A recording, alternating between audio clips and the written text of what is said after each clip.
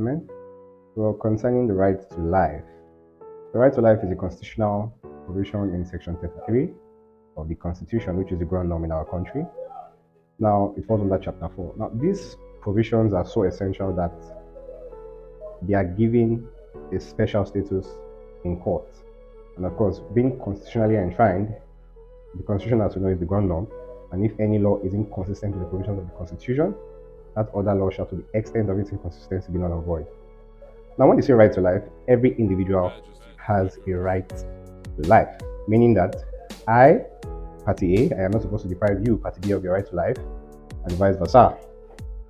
But of course, in law, to every rule there's an exception. Yes. So when someone is accused of committing a crime, committing an offense, precisely like murder, for instance, where the punishment is a sentence to death under Section 319 of the Criminal Code, in that instance, when a person is found to be guilty and the court pronounces a death sentence, which is the mandatory sentence for murder, then the person can be lawfully executed. In other words, that person's right to life can now be taken. So you can see that these are some of the exceptions. We all have our right to life, but of course, there are certain instances whereby the right to life can be taken away justifiably.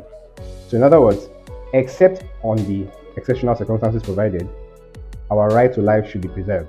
And if any person unlawfully and without justification deprives anyone of his right to life, an action can be instituted against that person. For example, in the case of Dili and IGP, where her son was arrested and was unlawfully detained, eventually he lost his life in the police station.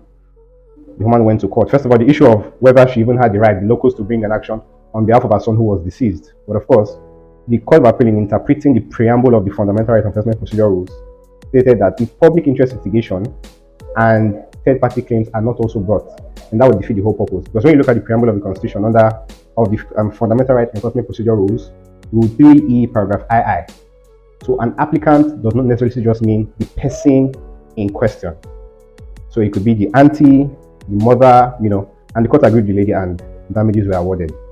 You understand? So in a nutshell, like I said, we all have our right to life, but it is not absolute.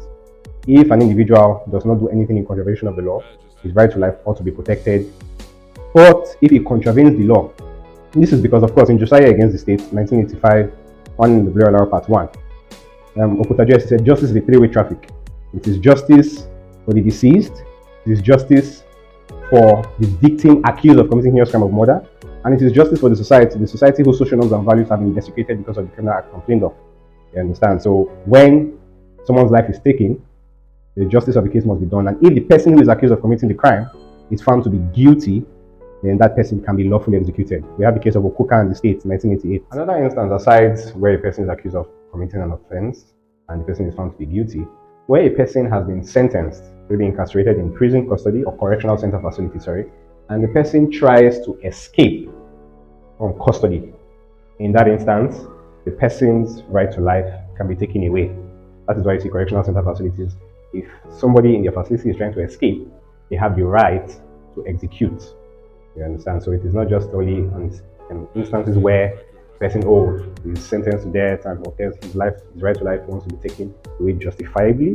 If someone who is in correctional facility is absconding, they have the right to deprive that person of his right to life. Yeah, so in conclusion, we all have a right to life. However, we should not, in fact, we should endeavor at all times to ensure that we do not do anything that would take away the right to life which we have enshrined in the Constitution. In other words, you should not do any act which will justify your right to life being taken away.